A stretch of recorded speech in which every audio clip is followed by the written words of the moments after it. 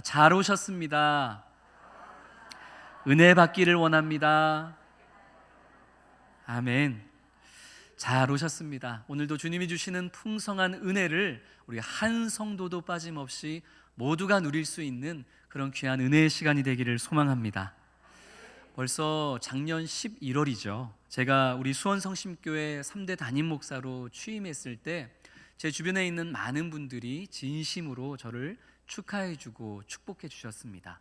동시에 제가 앞으로 섬기게 될 이 수원성심교회, 이 공동체가 어떤 교회, 어떤 공동체인지에 대해서 제 주변 분들이 참 많이들 궁금해 하셨습니다. 그러면서 이 교회에 대해서 이것저것을 제게 참 많이도 물었는데요, 제 주변에 있는 분들이 우리 수원성심교회에 대해서 무엇을 가장 많이 질문했을까요? 일부에는 어떤 집사님이 큰 목소리로 성도가 몇 명이냐? 맞아요. 많은 분들이 우리 수원성심교회에서 궁금해하시며 질문을 하셨는데, 가장 많이 하신 질문이 뭐냐면, 그 교회 건물은 있어?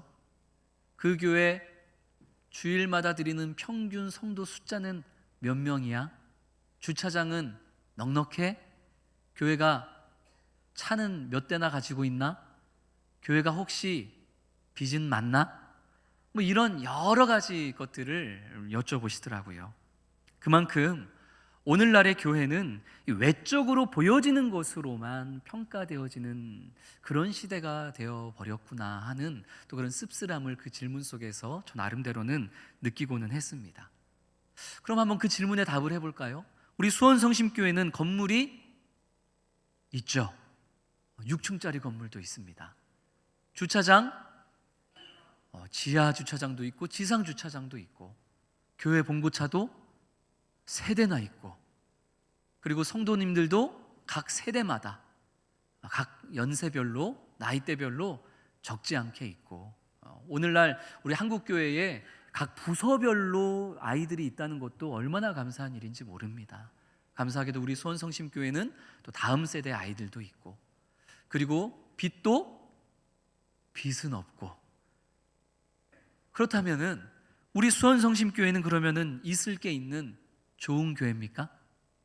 우리 수원성심교회는 그렇다면 가져야 할 것을 정말 다 가진 훌륭한 교회 맞습니까? 이 질문에 분명한 해답이 무엇인지를 오늘 본문인 에스라서 7장이 우리에게 말씀합니다. 오늘 우리가 에스라서 7장의 말씀을 통해서 정말 우리 수원성심교회가 좋은 교회인지, 훌륭한 교회인지, 모범적인 교회인지, 건물과 사람만 있으면 그러면 다 된 것인지, 아니면 다른 무언가가 또 필요한 것인지, 오늘 그 질문과 그 답을 온전히 깨달아 알고, 또 하나님께서 기뻐하시는 그 좋은 교회, 그 건강한 교회를 향해 달려가는 그런 은혜가 있는 이 시간 되기를 주님의 이름으로 축원합니다. 오늘 본문 1절이 7장 1절이 어떻게 시작하죠? 이 일 후에 라는 말로 시작이 됩니다. 7장 1절이 말씀하고 있는 이 일이라는 것은 어떤 일일까요? 우리가 지금까지 앞서 살펴봤던 에스라서 1장부터 6장까지에 있었던 그 일을 이야기합니다. 포로 생활을 끝마치고 이스라엘로 고국으로 돌아왔던 1차 귀환자들이 무너진 예루살렘의 성전을 어렵사리 하나님의 인도하신 가운데 재건하고 완공을 해내었죠. 그 일을 이야기하는 거예요. 그 일이 끝난 이후에 세월이 흐르고 흘러서 페르시아의 왕도 다리오 왕에서 아닥사스다 왕으로 바뀌었습니다. 에스라서 6장으로 성전 건축의 역사가 끝나고, 그로부터 약 60년에서 70년이라는 세월이 흘러서 이제 에스라서 7장의 새로운 이야기가 펼쳐지고 있음을 이 일 후에라는 말로 그렇게 지금 나누어서 설명을 하고 있는 것이죠. 지난주에 제가 표를 보여드렸던 것처럼 에스라서 1장부터 6장까지는 1차 귀환자들의 이야기고, 오늘부터 나누는 에스라서 7장부터 10장까지는 몇 차 귀환자들의 이야기일까요? 두 번째로 내려왔던 2차 귀환자들의 이야기가 이제 오늘부터 시작이 된다라는 것이죠. 오늘 이 2차 귀환에 대한 이야기를 새롭게 시작하면서 오늘 본문이 특별한 한 사람을 소개합니다. 누구를 소개하죠? 에스라입니다. 우리가 지금 몇 주 전부터 에스라서의 말씀을 나누고 있는데, 이 에스라가 1장부터 6장까지는 한 번도 안 나타나다가 이제 7장이 되어서야 성경의 역사, 그 현장에 나타나고 있는 것이죠. 그래서 오늘 본문은 이 에스라가 어떤 사람인지에 대해서 간접적으로 또 직접적으로 소개를 합니다. 먼저 1절부터 5절까지는 이 에스라라는 사람의 족보가 어떻게 되는지에 대해서 소개를 하는데, 족보를 통해 에스라를 간접적으로 소개하는 것이죠. 1절부터 5절까지 말씀을 보니까 참 다양한 사람들의 이름이 나오는데, 사실 저도 대부분의 사람들을 모르겠어요. 이 사람이 어떤 사람들인지. 근데 5절 즈음 가니까 이제야 좀 제가 알만한 사람들이 나옵니다. 이 5절에 보면은 우리가 제일 잘하는 사람 누구죠? 5절에 보니까 우리가 그래도 제일 잘하는 사람 이름이 나오잖아요. 누가 나와요? 아론이 나오잖아요. 아론. 이스라엘의 첫 대제사장이고 모세의 형제였던 이 아론. 그 유명한 아론의 16대 손이 바로 누구다? 에스라다. 소개하고 있는 것이죠. 이 에스라가 이스라엘 민족의 핵심 가문이라 할 수 있는 대제사장 아론의 후손으로서 혈통에 있어서는 이스라엘의 지도자가 되기에 부족함이 없는 사람이다라는 것을 간접적으로 지금 이야기하고 있는 것입니다. 또 5절에 보니까 우리가 알만한 사람이 또 한 사람이 있어요. 민수기 25장에 등장하는 사람, 비느하스입니다. 비느하스가 누구죠? 이스라엘 백성들이 시딤 광야에서 모압 여인들과 음행을 저지르면서 하나님 앞에 범죄했을 때, 그때 하나님의 마음으로, 하나님의 거룩함으로, 그 하나님의 질투심과 분노를 가지고 이방 여인들과 음행하는 자들을 처단했었던 인물, 그가 바로 비느하스입니다. 그 비느하스의 14대 손이 누구다? 에스라다. 소개하고 있는 것이죠. 그러니까 오늘 본문은 하나님 앞에서 이스라엘 백성들을 대표하고 이스라엘 백성들의 회복과 치료와 하나님과의 교제를 이끌었던 대제사장의 아론의 후손으로서, 동시에 죄로 오염돼 버린 그 이스라엘을 하나님의 질투심으로 개혁해내었던 비느하스의 후손으로서, 그렇게 지금 에스라를 소개하고 있는 것입니다. 그러니까 오늘 등장하는 에스라가 아론처럼 하나님과 이스라엘 백성들을 연결하는 중재자가 될 것이고, 그리고 이 에스라가 비느하스처럼 죄로 오염된 백성들을 하나님의 말씀으로 새롭게 하고 개혁시킬 사람이다 라는 것을 이렇게 족보에 나오는 인물들을 통해서 간접적으로 소개를 하고 있다는 것입니다. 1절부터 5절까지 말씀이 이 에스라에 대한 간접적 소개였다면, 6절 말씀은 에스라에 대한 아주 직접적인 소개입니다. 우리 7장 6절 말씀을 같이 읽겠습니다. 이 에스라가 바벨론에서 올라왔으니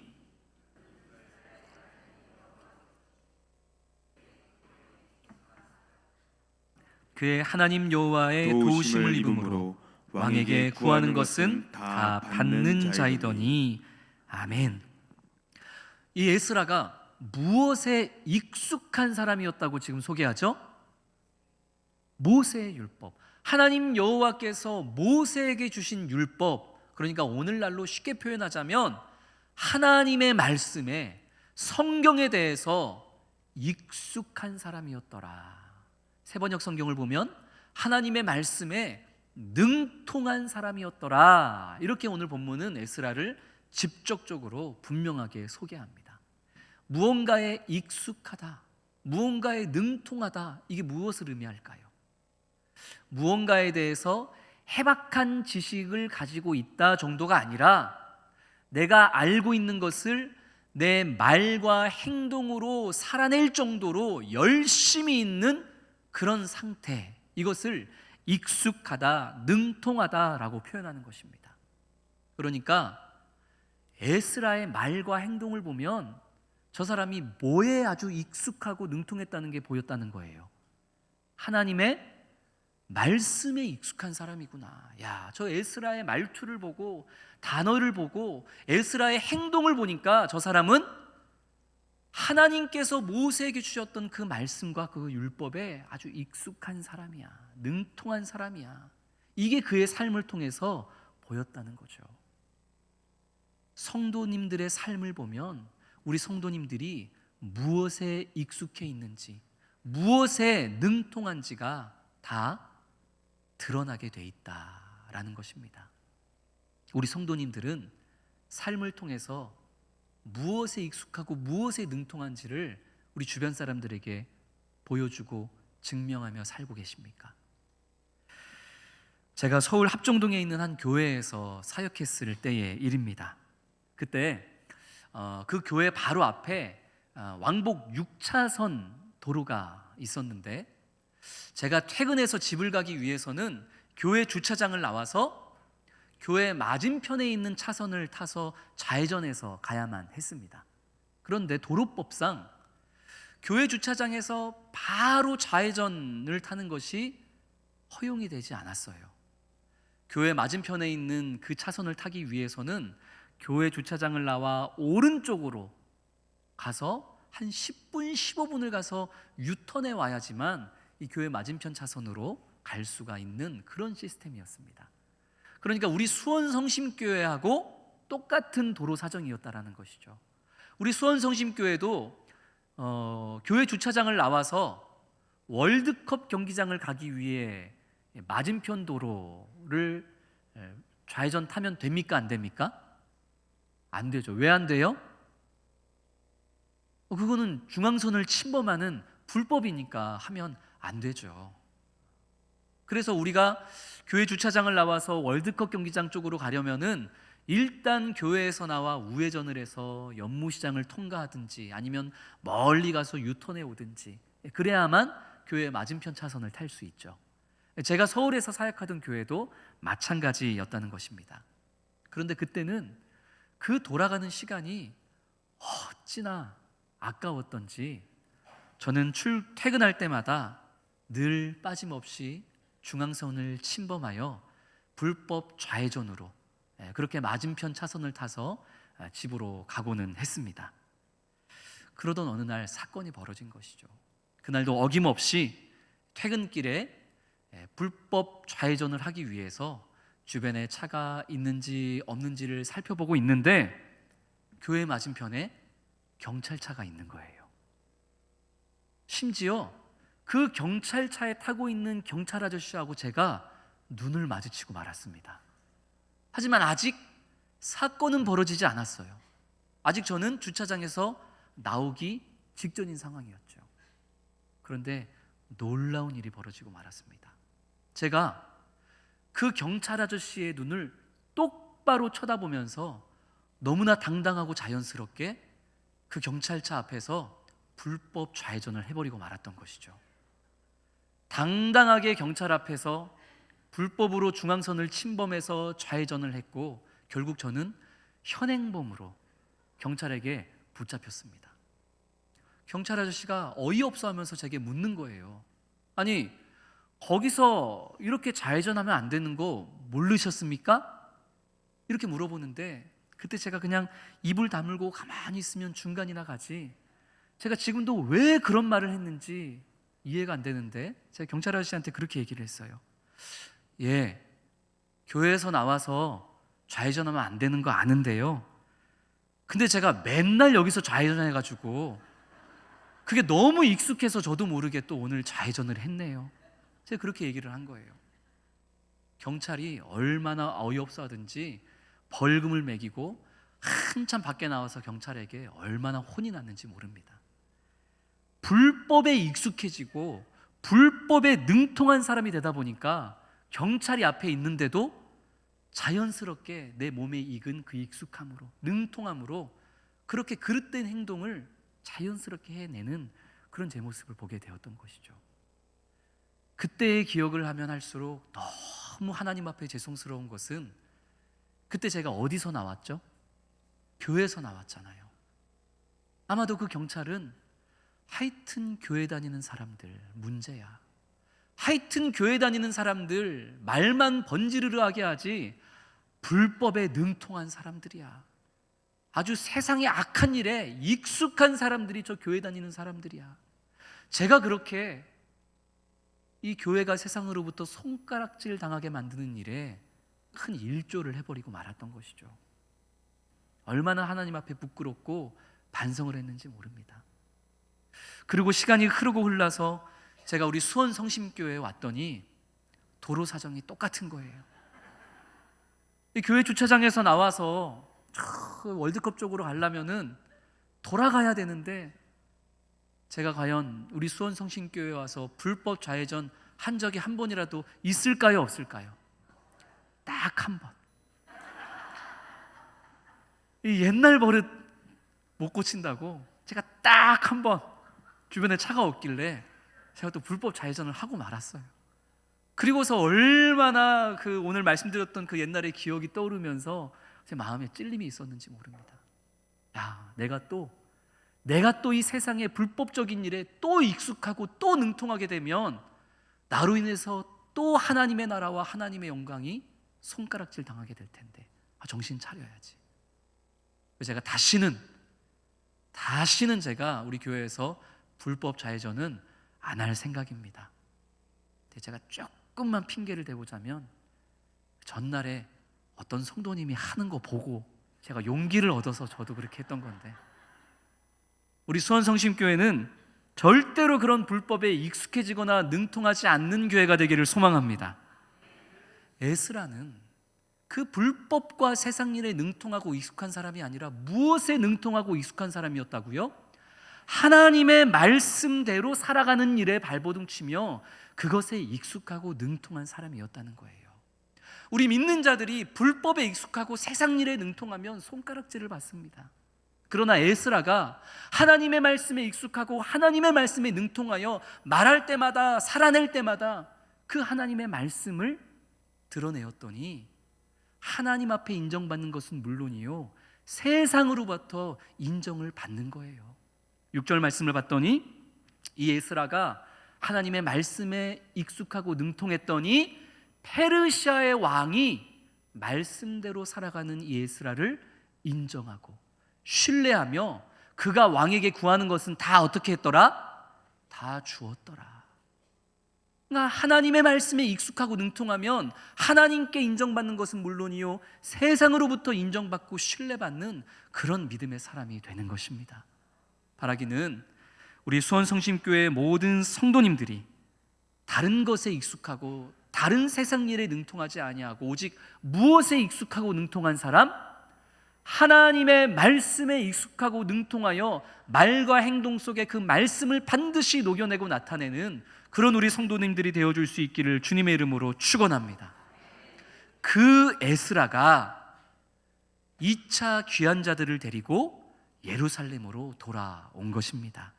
7절부터 9절까지의 말씀을 보니까 아닥사스다 왕 7년 1월 1일에 이 페르시아에서 출발한 에스라와 2차 귀환자들이 그해 5월 1일에, 그러니까 4개월 만에 페르시아에서 예루살렘으로 도착했습니다. 페르시아에서 예루살렘까지의 길은 무려 1400에서 1600km나 되는 아주 먼 거리입니다. 그런데 그 긴 1600km 정도 되는 거리를 걷고 걸어서 온갖 무거운 짐을 다 짊어진 채 4개월 동안 이동을 해서 마침내 목적지인 예루살렘에 도착을 했다는 것이죠. 오늘날과는 달리 온갖 야생동물과 강도의 위협이 가득했던 그 길을 이 이스라엘 백성들이 어떻게 안전하게 4개월 만에 올 수 있었느냐, 그 이유가 무엇이었는지 오늘 9절 말씀이 이렇게 증언합니다. 하나님의 선한 손의 도우심을 힘입었기 때문에, 하나님의 선한 손의 도우심이 그들을 인도하시고 도와주었기에 그들이 그 길고 어려운 페르시아에서 예루살렘까지 당도하는 그 길을 안전하게 걸어갈 수 있었다라고 성경은 말씀하고 있는 것입니다. 할렐루야. 사랑하는 성도 여러분, 이것이 우리에게 소망이 되는 것입니다. 이 세상에 능통하고 이 세상 것에 익숙하지 않고 우리가 에스라처럼 하나님의 말씀에 익숙하고 능통한 사람이 되기 위해서 발버둥 치는 것, 정말 내 말과 내 행동을 통해서 주의 말씀이 드러나는 것, 하나님께서 우리에게 말씀하시고 명령하시는 그 좁은 길로 살아가는 것, 이건 정말 쉬운 일이 아닙니다. 오늘 에스라와 함께 2차 귀환자들이 온갖 무거운 짐을 다 짊어지고 1600km나 되는 거리를 수많은 위험을 감수하면서 걷고 또 걸어야 했던 것처럼 말씀에 능통한 자, 익숙한 자가 되어 살아가는 그 길은 정말 힘들고 괴로운 길입니다. 그러나 우리보다 앞서서 우리를 위해 그 길을 걸어가신 예수 그리스도를 우리가 바라보고 그 주님을 내 힘으로 삼아 믿고 나아갈 때에 하나님의 선한 손의 도우심이 우리를 인도하시고 지키시고 마침내 이 힘든 상황 속에서도 우리가 에스라처럼 우리의 말과 행동을 통해 주님의 말씀을 익숙하게 대언하고 살아내는 자들이 되어질 수 있도록 역사하여 주실 줄로 믿습니다. 좁은 길이고 힘들 길이지만, 괴로운 길이지만, 그러나 하나님의 선한 손에 도우심이 있음을 의지하고 신뢰하며 이 세상 일에 익숙한 그것을 버려두고 하나님의 말씀에 익숙하고 능통한 자가 되어지기까지 힘있게 주님 붙잡고 나아가는 모든 성도들 되시기를 소망합니다. 10절 말씀은 그렇게 예루살렘에 도착한 에스라가 도착하자마자 어떤 결심을 하고 있는지를 우리에게 말씀합니다. 우리 10절 같이 읽겠습니다. 에스라가 여호와의 율법을 연구하고 준행하며 율례와 규례를 이스라엘에게 가르치기로 결심하였더라. 아멘. 2차 귀환자들과 함께 예루살렘에 도착하게 됐던 에스라가 도착해서 이제 이 예루살렘의 도시를 한번 쭉 살펴보았던 거예요. 살펴보았더니 60여 년, 70여 년 전에 1차 귀환자들이 20여 년에 걸쳐서 완공했던 예루살렘 성전이 보입니다. 참 1차 귀환자들이 쉽지 않았을 텐데 예루살렘 성전을, 그 무너진 성전을 이렇게 잘 완공해냈구나. 아마 그것을 에스라는 보았을 것입니다. 동시에 그 완공된 예루살렘 성전을 중심으로 모이고 교제하고 나누는 그런 수많은 유대인들과 백성들의 모습을 에스라는 예루살렘에 도착해서 보았을 것입니다.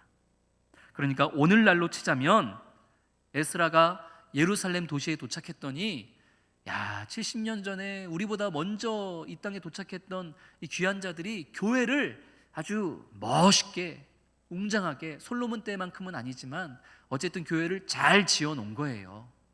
교회 건물이 떡하니 있었던 거죠. 그리고 봤더니 그 교회 건물을 중심으로 성도들이 모이고 예배하고 나누고 친교하고 이런 일들이 또 교회 안에 잘 이루어지고 있었다라는 것입니다. 외적으로 보기에는 너무 좋아요. 문제가 없어 보여요.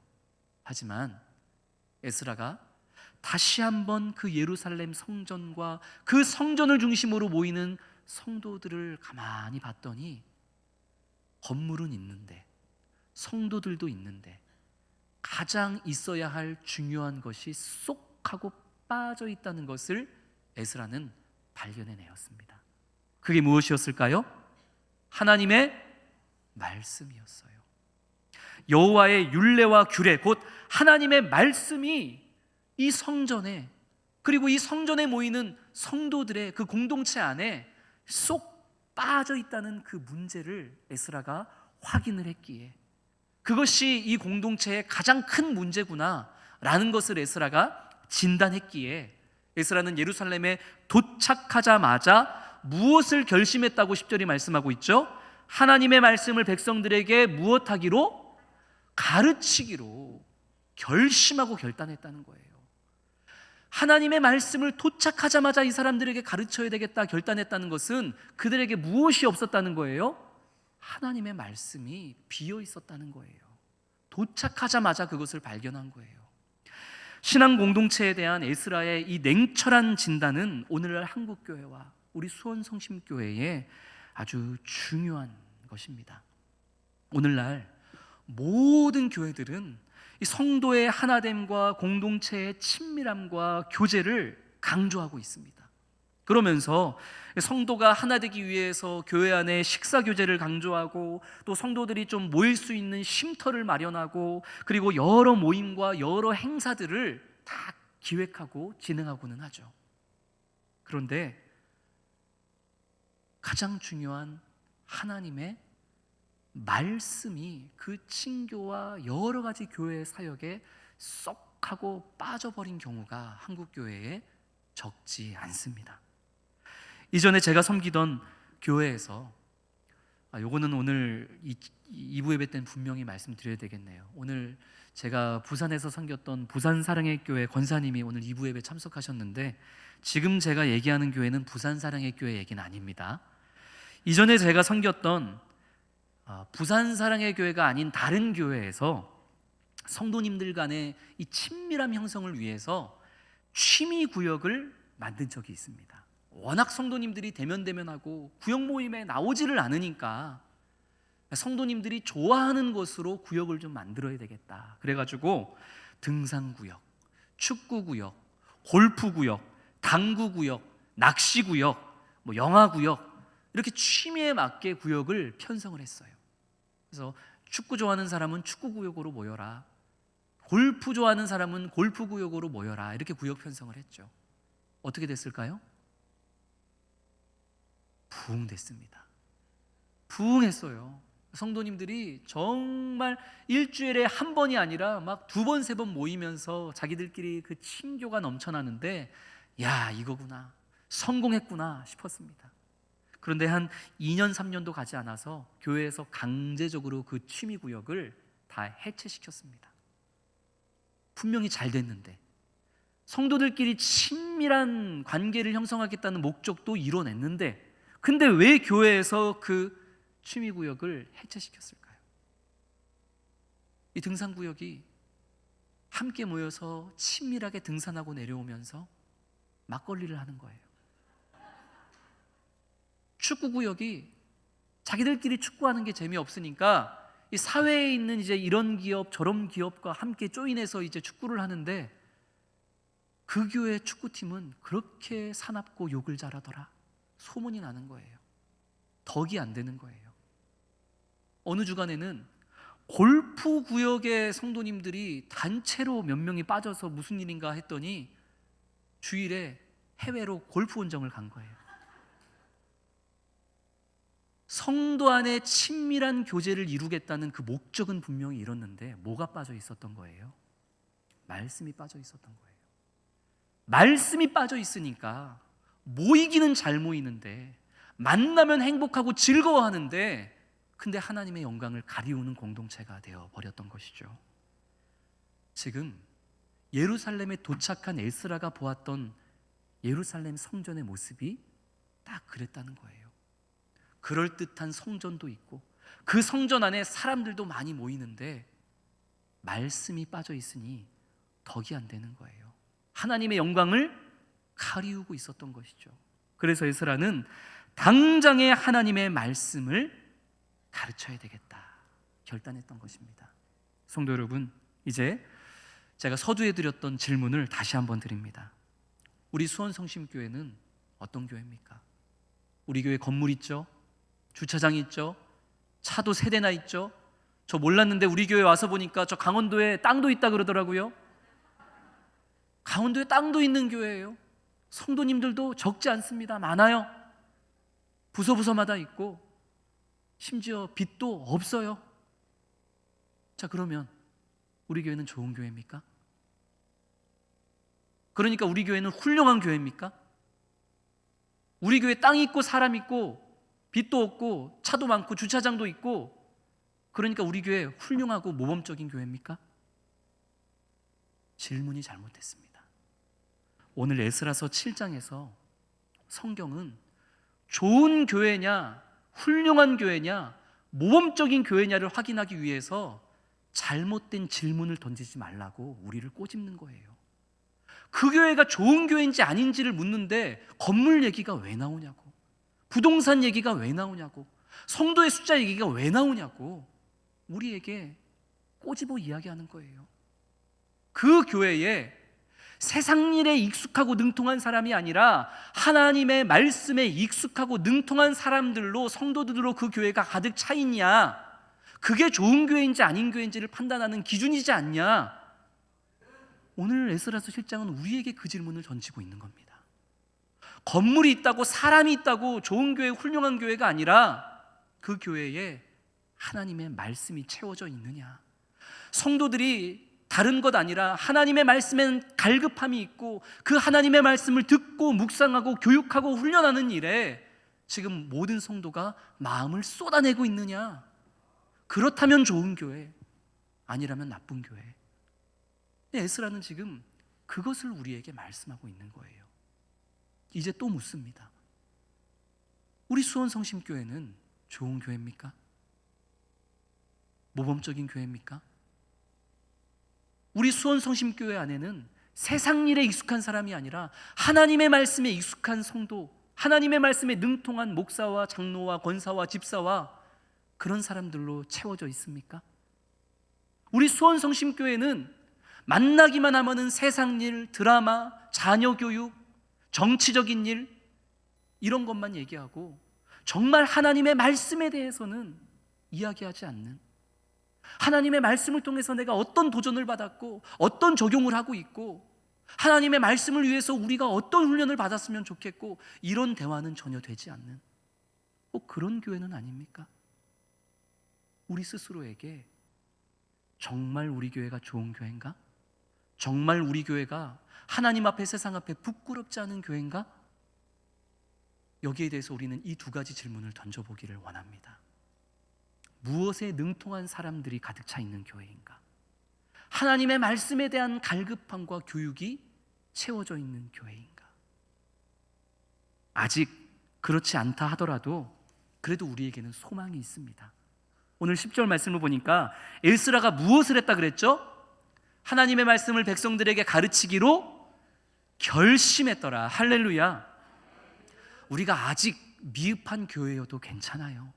그러나 우리의 부족함이 무엇인지를 제대로 진단하고 우리가 앞으로 어떻게 되어져야 하겠다라는 것을 제대로 결심하기만 한다면, 실천하기만 한다면 우리 교회는 이미 좋은 교회지만 앞으로 더 좋은 교회, 더 훌륭한 교회, 더 모범적인 교회가 될 줄로 믿습니다.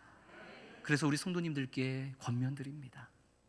먼저 나 자신이 에스라에 대한 소개처럼, 야, 저 사람 세상 일에 능통해, 저 사람 부동산에 빠삭해, 우리 이렇게 세상에서 소개되는 세상 일에 능통하고 익숙한 사람 되지 말고, 야, 저 사람 말하는 거 보니까 있잖아, 저 사람 행동하는 거 보니까 있잖아, 저 사람 성경 박사야, 저 사람 말씀대로 살아내는 데에 아주 익숙한 사람이야. 내가 먼저 그런 사람이 되어지고 우리 수원성심교회가 그런 사람으로 채워지는 거룩한 교회 되기를 소망합니다. 두 번째가 무엇입니까? 무엇이 빠지지 않는 교회? 하나님의 말씀이 빠지지 않는 교회. 아니, 빠지지 않는 게 아니라 말씀이 늘 충만한 교회. 그래서 수원성심교회 성도들은 만나기만 하면 하나님의 말씀의 은혜를 나누는 사람들. 지난주에 말씀이 어땠고 다음 주에 어떤 말씀을 나눌지 기대가 되고, 구역 모임을 통해서 또 그 말씀을 어떻게 살아내고 있는지에 대한 소그룹에 아주 이 활기참이 넘쳐나는 그런 말씀이 가득한 교회. 말씀으로 훈련한다라고 할 때에 차고 넘치는 교회, 그런 교회가 우리 수원성심교회가 되기를 주님의 이름으로 축원합니다. 오늘 이곳에 모여있는 우리 성도님들이 그런 교회가 수원성심교회가 되어줄 수 있도록 하나님의 선하신 도움의 손길을 의지하며 발버둥치고 나아가는 성도님 되기를 소망합니다. 기도하시겠습니다. 거룩하신 아버지 하나님,